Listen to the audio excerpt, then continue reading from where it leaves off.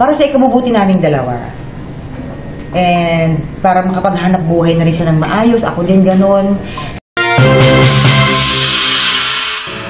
Nagsalita na si Pokwang sa pagkaka-deport at blacklisted na ang kanyang dating ka-live-in partner. Tuluyan ng napalayas ng Pilipinas o deported, at hindi lamang yan kundi blacklisted na rin sa Pilipinas si Lee O'Brien, ang dating ka-live-in partner ni Pokwang, ang ama ng kanilang anak na si Malia.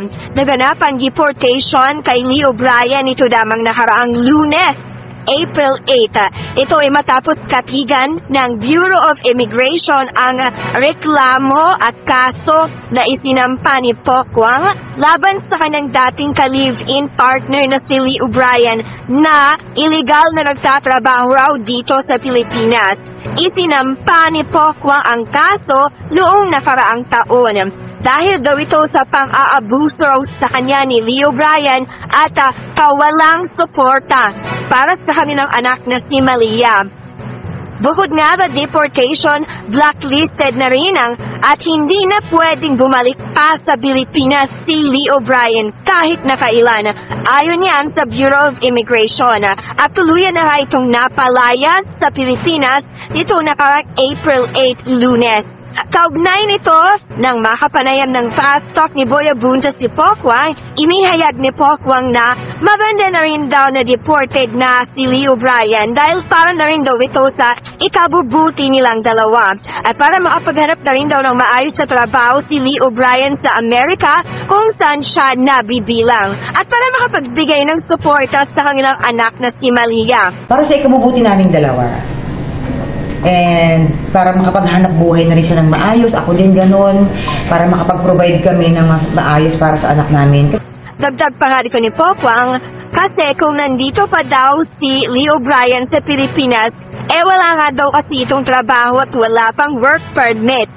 Kaya kung nandito daw siya, paano daw siya makakapagbigay ng suporta sa kanilang anak na si Malia? Kaya maganda na rin daw na deported na ito. Kasi pag nandito siya, hindi naman alam ko hindi siya nakakapaghanap buhay dito eh. Diba? So paano siya makakapag-support sa anak niya? Ayon kay Pokwang, kahit naman daw na deported na ang kanyang dating ka-live-in na si Lee O'Brien, hindi pa rin naman daw niya aalisan ito ng karapatan sa kanilang anak na si Malia. Dahil kahit papaano raw, kahit ano raw ang mangyari, tatay pa rin daw ito ng kanyang anak na si Malia. When it comes to karapatan niya kay Malia, hindi ko naman yung ipagdadamot basta ayusin lang yung buhay niya. Alam mo na mangyari, tatay pa rin siya ni Malia. Hindi ko yung aalisin yun. Hindi raw ipagkakait ni Pokwang sa kanyang anak na si Malia ang tatay nitong si Lee O'Brien kahit deported na ito.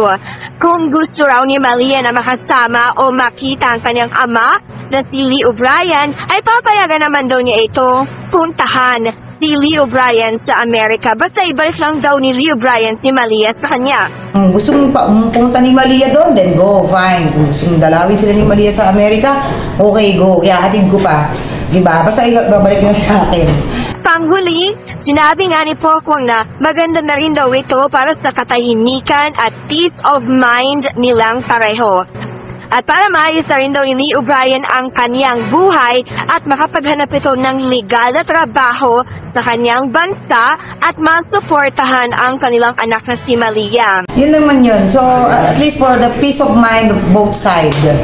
At makapagtrabaho siya ng maayos kasi nga dito, bawal siya magtrabaho dito. So, paano ang buhay niya rito, di ba? Ayan, ayon nga sa Bureau of Immigration, deported na nito lamang nakaraang April 8. Tuluyan ng napalayas ng Pilipinas si Lee O'Brien at blacklisted pa ito. Ibig sabihin, hindi na ito maaring bumalik pa sa Pilipinas kahit nakailan. Ayan, anong sa inyo na nagtagumpay itong si Pokwang na mapatalsik na sa Pilipinas ang kanyang dating ka-live-in partner na si Lee O'Brien?